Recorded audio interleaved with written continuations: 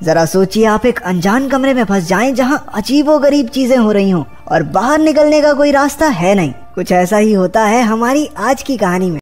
कहानी की शुरुआत में हम एक बड़ा सा सफेद कमरा देखते हैं जिसमें एक जापानी आदमी लेटा हुआ था। अचानक से जब उसकी आंख खुली तो खुद को इस बड़े से खाली कमरे में देखकर वो थोड़ा घबरा गया। कुछ देर बाद वो इधर उधर देखने लगा।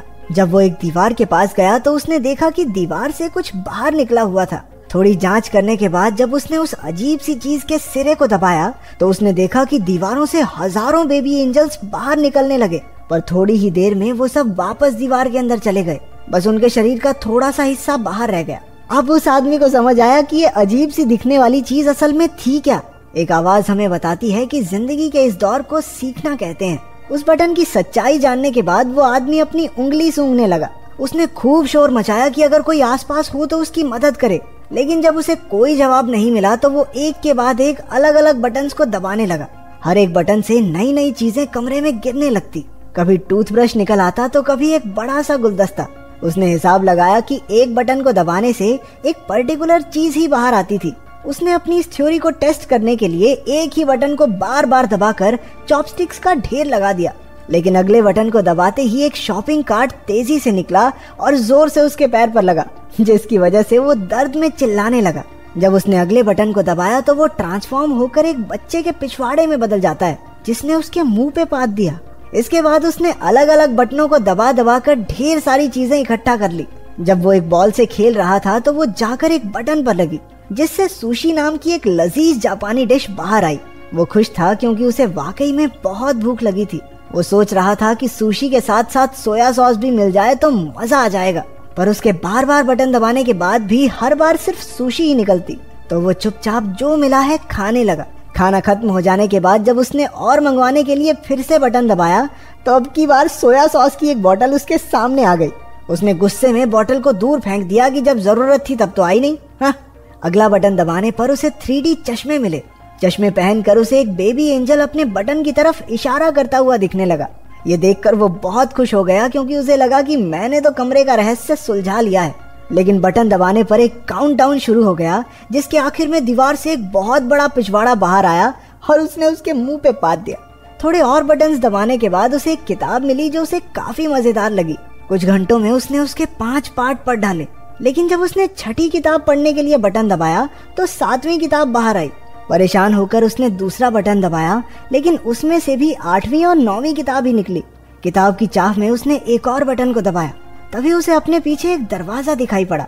वो उसे देखकर बड़ा खुश हुआ कि आखिरकार अब वो बाहर निकल सकता है, लेकिन अपनी इसी एक्साइटमेंट में वो यही भूल गया कि आखिर वो बटन था कौन सा। तो वो ऐसे ही कोई भी बटन दबाने लगा। पहला बटन दबाने से एक अफ्रीकन आदमी एक दीवार से दूसरी की तरफ भागते हुए गया। दूसरे वाले से उसके सर पर पानी गिरने लगा, लेकिन आखिरकार तीसरी बार में दरवाजा खुल गया। पर वो जैसे ही बटन को छोड़कर उस दरवाजे की तरफ जाने लगता, वो दरवाजा बंद हो जाता। कुछ देर ट्राई करने के बाद वो समझ गया कि जब तक बटन दबा रहेगा तभी तक दरवाजा खुला रहेगा। वो रनिंग पोजीशन लेकर उस बटन पर खड़ा हो गया ताकि जल्दी से दरवाजे तक पहुंच जाए, लेकिन इससे पहले कि वो वहां पहुंचता दरवाजा बंद हो गया। इसके बाद उसने बहुत से अतरंगी तरीके अपनाए, लेकिन किसी ने भी काम नहीं किया। उसने शॉपिंग कार्ट पर बैठकर भी जल्दी से दरवाजे तक पहुंचने की कोशिश की, लेकिन सब बेकार। इसके बाद उसने अपना दिमाग लगाया और एक गुलदस्ता उस बटन पर रख दिया, लेकिन वो इतना भारी नहीं था कि उसे दबाए रख सके, तो अब उसे गुलदस्ते को भरना होगा। उसने पानी वाला बटन दबाकर उसमें पानी डालने की कोशिश की, लेकिन पानी उसके शरीर के अलावा कहीं गिरता ही नहीं था। फिर उसने दिमाग लड़ाकर गुलदस्ते को सुशी से भर दिया। वो बड़ी मुश्किल से उसे वहां लेकर गया, लेकिन उसने गलती से वो गुलदस्ता एक दूसरे बटन पर रख दिया, जिसके बाद वो अफ्रीकन आदमी भागता हुआ आया और उससे टकराने की वजह से गुलदस्ता भी टूट गया। वो गुस्से और फ्रस्ट्रेशन में चिल्लाने लगा। उसने कुछ और छोटे मोटे पैंतरे लगाए, लेकिन दरवाजा हर बार उसके पहुंचने से पहले ही बंद हो जाता। फिर गलती से एक बटन दबाने पर एक रस्सी नीचे आई। उसने हिसाब लगाया कि रस्सी से झूलकर वो जल्दी से दरवाजे तक पहुंच सकता है, और ऐसा हुआ भी। लेकिन जब उसने दीवार के पीछे मौजूद दरवाजे को खोलने की कोशिश की तो पता चला कि इसे खोलने के लिए एक चाबी की जरूरत थी। वो दीवार के बंद होने से पहले कमरे में वापस आ गया। जब उसने गुस्से में दीवार पर लात मारी तो एक चाबी हवा में तैरने लगी, लेकिन दरवाजे की ही तरह ये चाबी भी बटन छोड़ते ही थोड़ी देर बाद गायब हो जाती। अब उसे कोई तरीका निकालना होगा जल्दी से चाबी लेकर दरवाजे तक पहुंचने का, लेकिन जब उसने चाबी वाला बटन फिर से दबाया तो दीवार में से एक कुत्ता बाहर निकलकर उस पर भौंकने लगा। वो फिर से कंफ्यूज हो गया क्योंकि सारे बटन्स एक जैसे तो दिखते थे। इसके बाद उसने सही बटन ढूंढकर उस पर सुशी का एक टुकड़ा रख दिया। एक दो बार फेल होने के बाद आखिरकार वो चाबी लेकर दरवाजे तक पहुंच ही गया। लेकिन अभी मुसीबत खत्म नहीं हुई थी। दरवाजे के ऊपर की तरफ एक नंबर वाला लॉक भी था। वो जल्दी से कमरे की तरफ गया, लेकिन बाहर निकलते हुए फिर से दीवार जोर से उसके पिछवाड़े पर लगी। उसने फ्रस्ट्रेशन में प्लंजर दूसरी तरफ फेंका और उसके एक बटन पर लगने से वो अफ्रीकन आदमी फिर से बाहर आया। लेकिन अब की बार उसने नोटिस किया कि उस अफ्रीकन आदमी के सर पर 3 नंबर लिखे हुए थे और शायद उसी नंबर से वो ताला खुलेगा। क्योंकि दीवार बार बार बंद हो जाती थी तो उसने 3 बार में वो ताला भी खोल दिया। दरवाजा थोड़ा जाम सा लग रहा था तो उसे थोड़ी एक्स्ट्रा जान लगानी पड़ी और इतने में दीवार भी वापस नीचे चली गई। वहाँ पर इतनी जगह थी ही नहीं कि वो दरवाजे को पूरा खोल सके। वो हताश हो गया और वहीं बैठकर रोने लगा। उसे कमरे के अंदर का समय याद आ रहा था। उसे एहसास हुआ कि कमरे में उसके पास कितना कुछ था। हाँ, वो बाहर नहीं जा सकता था, लेकिन जो चीजें उसके पास थी उसने समय रहते उनकी कदर नहीं की।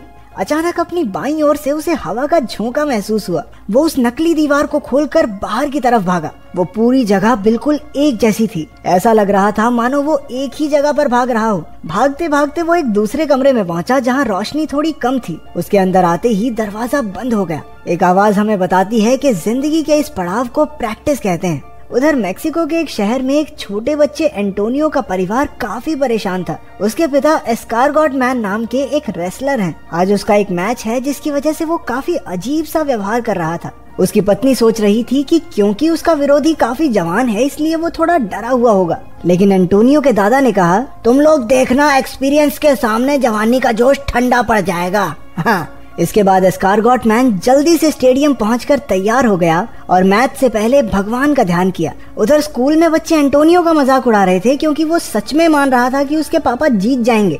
मैच का वक्त होते ही एंटोनियो और उसके दादा भी गाड़ी में स्टेडियम पहुंचे। वो जल्दी से सीट लेकर बड़ी उत्सुकता से मैच शुरू होने का इंतजार कर रहे थे। पहली टीम का नाम था नॉर्दर्न टफ, जिसमें 2 जवान जोशीले पहलवान थे। इसके बाद एंट्री हुई एस्कारगॉट मैन और उसके साथी सिल्वर ईगल की। सिल्वर ईगल पहले तो बेहतरीन तरीके से लड़ रहा था, लेकिन फिर दूसरी टीम के दोनों रेसलर्स ने उस पर एक साथ हमला कर दिया। वो इशारे करके एस्कारगॉट मैन को भी बुलाने लगे, लेकिन वो नियमों को तोड़कर नहीं लड़ना चाहता था। उधर सिल्वर ईगल ने चकमा देकर दोनों रेसलर्स को आपस में ही भिड़ा दिया और खुद बाहर निकल आया। अब एस्कारगॉट मैन की बारी आई, जिस पर वो दोनों पहलवान भारी पड़ रहे थे। उनमें से एक उसके सर पर कुर्सी मारने ही वाला था कि कमरे में बंद उस जापानी आदमी ने एक बटन दबा दिया, जिससे एस्कारगॉट मैन की गर्दन अचानक से लंबी हो गई और उसने दोनों पहलवानों को सर मारकर एक ही बार में नॉकआउट कर दिया। लेकिन उधर कमरे में तो कुछ भी नहीं हुआ, इसलिए वो बार बार उसी बटन को दबाने लगा। इसी चक्कर में एस्कारगॉट मैन ने अपने साथी सिल्वर ईगल, रेफरी और अपने बेटे एंटोनियो तक को सर मार के नॉकआउट कर दिया। इसके बाद वो पागलों की तरह अपने सर से घंटी बजाने लगा। कमरे में उस आदमी ने अलग अलग बटन्स दबाने शुरू कर दिए। किसी बटन से एक सिंगर के मुंह से गाते हुए आग निकलने लगी तो किसी बटन से रशिया के एक जादूगर का जादू फेल हो गया। तीसरा बटन दबाने पर चाइना में एक आदमी अपने ही कुत्तों पर भौंकने लगा। उस आदमी ने देखा कि पिछले कमरे की तरह इस कमरे में छत नहीं थी, बल्कि ऊपर से रोशनी आ रही थी जिसमें एंजल्स उड़ रहे थे। इस बार उसके दिमाग में बहुत अलग चीज आई। उसने बटन्स को दबाने की बजाय उन्हें पकड़कर ऊपर चढ़ना शुरू कर दिया। वो कामयाब रहा और हर बटन के दबने से दुनिया के अलग अलग कोनों में कमाल की चीजें होने लगी। कहीं फूल खिलते तो कहीं कोई हाथी फिसल जाता। जैसे जैसे वो ऊपर जाता गया तो कहीं टोस्ट बनने लगे तो कहीं इंसान चांद तक पहुंच गए। जब तक वो ऊपर पहुंचा उसकी दाढ़ी और बाल बहुत बढ़ चुके थे। अब उसे दीवार पकड़ने की जरूरत नहीं थी, वो भी बाकी एंजल्स की तरह हवा में उड़ता जा रहा था। एक आवाज हमें बताती है कि उसने अब भगवान का दर्जा पा लिया है और अब पूरी दुनिया उसके हिसाब से चलेगी। आखिर तक आते आते उसके चारों ओर सफेद पंख उड़ने लगे जो उसे आखिरी कमरे तक ले गए। इस कमरे की दीवार पर पूरी धरती का नक्शा बना था और वहाँ अब तक का सबसे बड़ा बटन भी मौजूद था। वो उसे दबाने के लिए आगे बढ़ा। इसी के साथ आज का वीडियो हम खत्म करते हैं। अगर आपको अच्छा लगा तो प्लीज इस वीडियो को लाइक और कमेंट जरूर कर दीजिएगा। मैं बहुत सारी मूवीज लेकर आता रहता हूँ, तो प्लीज इस चैनल को सब्सक्राइब कर दीजिए और बेल नोटिफिकेशन आइकॉन दबाना मत भूलिएगा। हम फिर से मिलेंगे और एक नई मूवी के साथ। तब तक के लिए थैंक यू और आप अपने आप का ख्याल रखिए।